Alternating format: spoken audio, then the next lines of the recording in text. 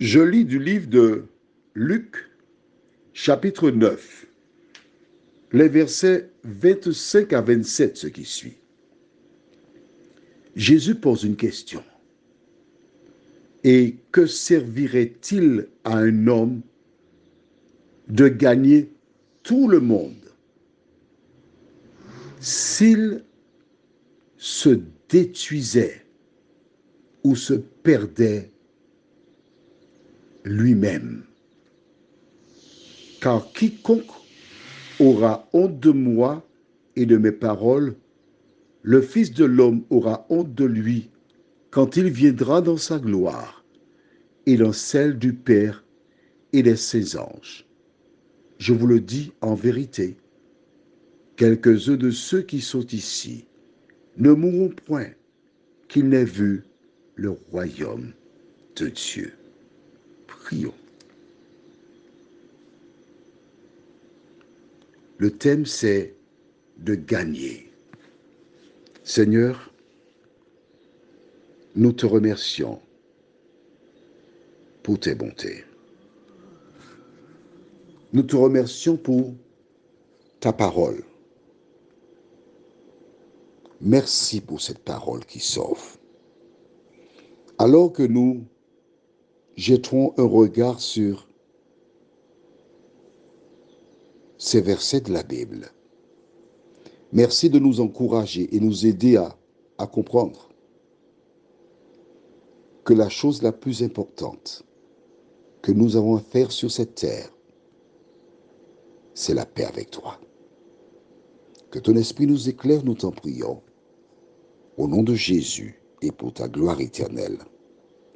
Amen.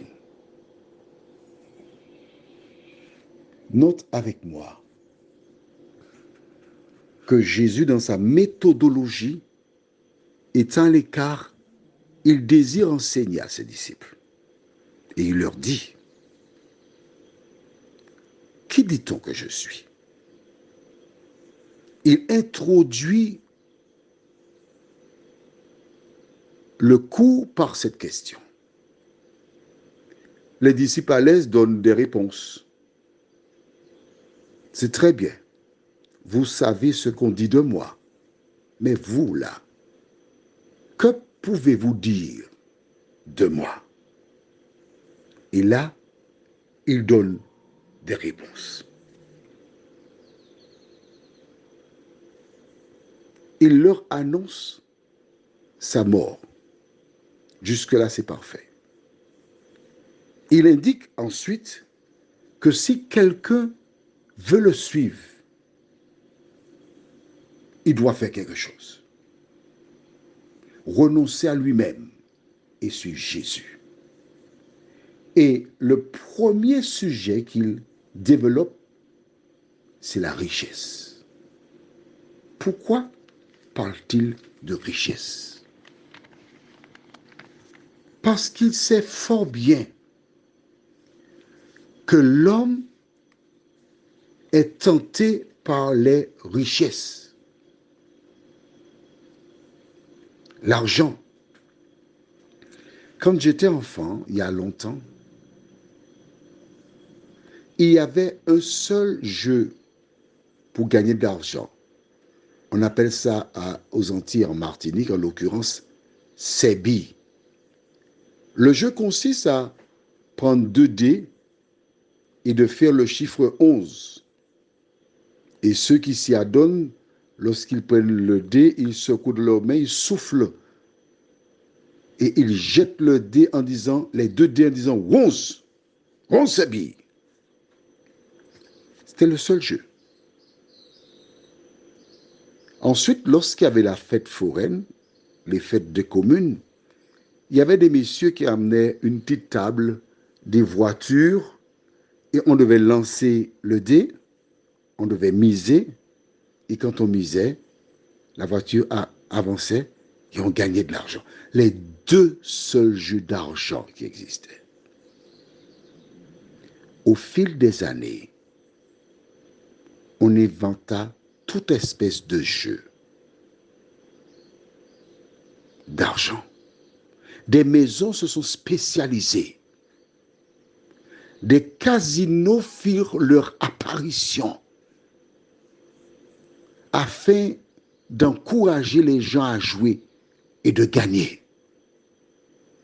Mais Jésus dit quelque chose concernant les richesses, ce que certains recherchent. Lisons dans Matthieu chapitre 19. Et nous lirons à partir du verset 16. Et voici, un homme s'approcha et dit à Jésus, « Mon bon maître, que dois-je faire de bon pour avoir la vie éternelle ?» Il lui répondit, « Pourquoi m'appelles-tu bon? Il n'y a qu'un seul bon, c'est Dieu. Si tu veux entrer dans la vie, observe les commandements. » « Lesquels? Lui dit-il. Et Jésus répondit, « Tu ne tueras point, tu ne commettras point d'adultère, tu ne déroberas point, tu ne diras point de faux témoignages, honore ton père et ta mère, et tu aimeras ton prochain comme toi-même. » Le jeune homme lui dit, « Mais j'ai observé toutes ces choses, que me manque-t-il encore ?» En fait, Jésus cite des lois qui se trouvent dans les 10 commandements. Donc, quand Jésus est venu, les 10 commandements sont valables. Puisqu'il dit aux garçons, observe la loi. Lesquelles? Parce qu'il y a beaucoup de lois. Celle qui a ça là-dedans. Il dit, mais j'ai observé toutes ces choses. Que me manque-t-il? Jésus lui dit, si tu veux être parfait, va, vends ce que tu possèdes, donne-le aux pauvres, et tu auras un trésor dans le ciel, puis viens et suis-moi. Après avoir entendu ces paroles, le jeune homme s'en alla tout triste, car il avait de grands biens. Jésus dit à ses disciples, « Je vous le dis en vérité, un riche entrera difficilement dans le royaume des cieux. Je vous le dis encore, il est plus facile à un chameau de passer par le trou d'une aiguille qu'à un riche d'entrer dans le royaume de Dieu. » Prions. Seigneur, quelle tristesse. Quelle tristesse. Car la Bible nous enseigne, à l'Éternel la terre, le monde et ceux qui l'habitent. La Bible enseigne que les rues seront pavées d'or. La Bible enseigne que les portes sont des perles.